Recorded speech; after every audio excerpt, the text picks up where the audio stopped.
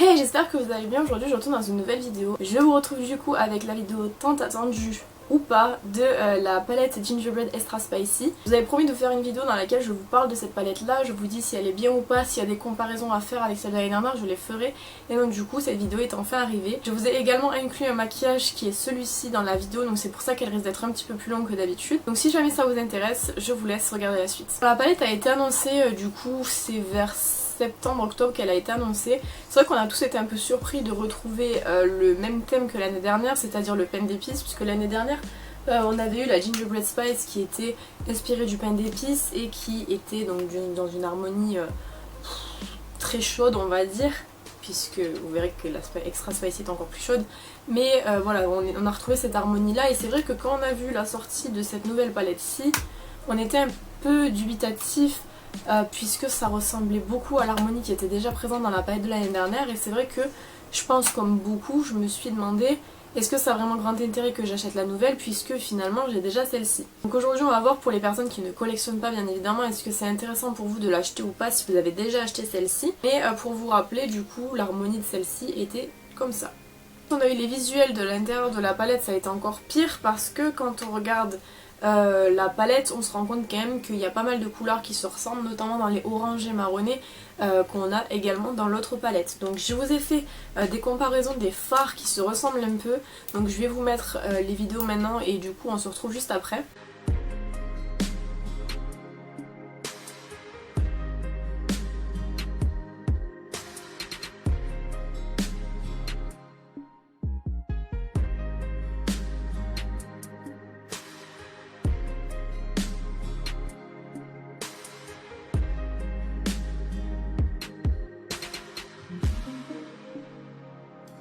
Voilà, donc du coup en termes de swatch je vous ai montré. Alors la différence que je pourrais noter entre ces deux palettes-ci, c'est que la Gingerbread Spice est beaucoup plus froide et la Extra Spicy est beaucoup plus chaude en fait. Donc là je vais essayer de vous les mettre toutes les deux à côté sans les faire tomber parce que sinon j'aurai la haine littéralement. Donc là on a la Extra Spicy et là on a la Gingerbread Spice. Je sais pas si vous allez pouvoir voir mais on note quand même une différence en termes de couleur. Comme je vous dis, la Extra Spicy est beaucoup plus chaude et enfin même si celle-ci n'est pas du tout froide hein, mais elle est beaucoup plus chaude celle-ci que celle qu'on a pu avoir l'année dernière.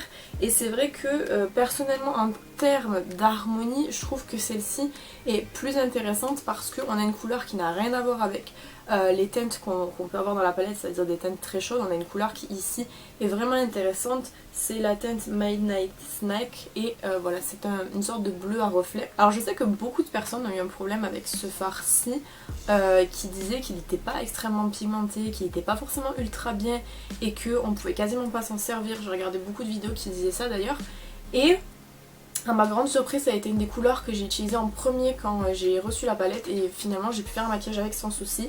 Maintenant il est évident qu'il faut mettre une bonne base en dessous pour que le pigment accroche bien et il vaut mieux le prélever au doigt qu'au pinceau puisqu'il accroche beaucoup mieux comme ça et comme je vous ai dit moi j'ai pu faire un maquillage avec sans problème. Ce qui concerne la pigmentation de la palette, donc on est toujours sur des fards to face, c'est-à-dire des fards qui sont bien pigmentés. J'irai pas jusqu'à dire très bien pigmentés parce que pour moi le très bien pigmenté c'est le style Anastasia et Huda. Ici on est légèrement en dessous mais bon on n'est pas non plus sur mon chat qui rentre. Voilà, donc on est sur une pigmentation to face, c'est-à-dire que c'est une palette qui est pigmentée mais on n'est pas sur de la pigmentation d'Anastasia Beverly Hills ou Huda, vous avez juste besoin de passer un coup et c'est très bon.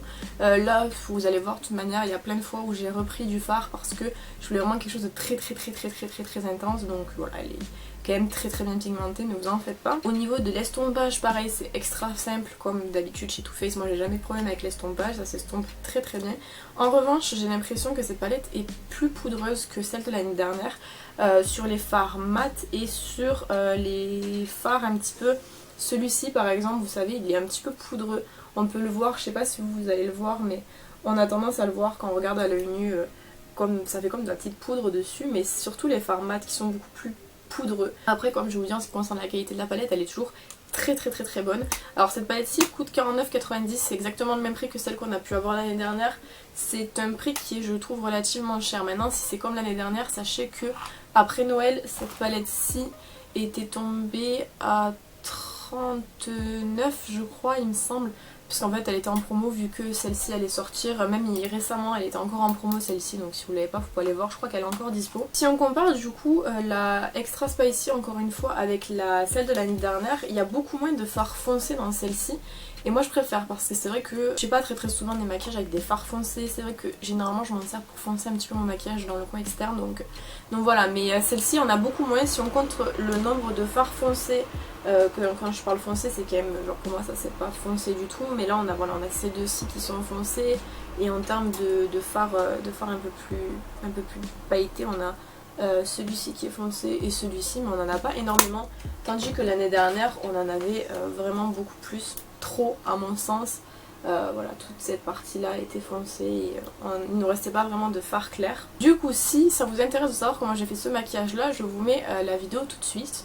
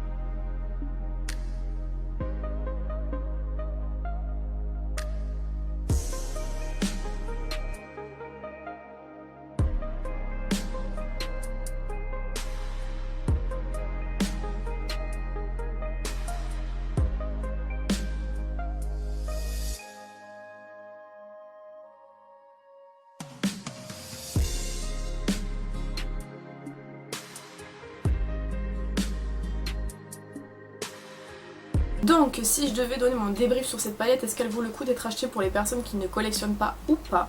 Pour moi oui, parce que comme je vous dis elle est très différente de celle qu'on a pu avoir l'année dernière. Je trouve que les couleurs sont sympas, elles sont très bien pour l'automne et pour l'hiver. Voilà, mais après vous pouvez les utiliser n'importe quand, mais moi je trouve que c'est vraiment des couleurs d'automne-hiver que j'aime beaucoup. Donc oui, pour moi elle vaut le coup et sincèrement je regrette pas de l'avoir acheté. Je pense que vous avez pu le voir, j'ai quand même beaucoup utilisé cette couleur, donc pour moi elle vaut le coup. Pardon, j'espère que cette vidéo vous aura plu, n'hésitez pas à me dire ce que vous en avez pensé dans les commentaires et ce que vous en avez pensé du coup de cette palette-ci si vous l'avez achetée. Quant à moi je vous retrouve bientôt dans une prochaine vidéo, en attendant prenez soin de vous.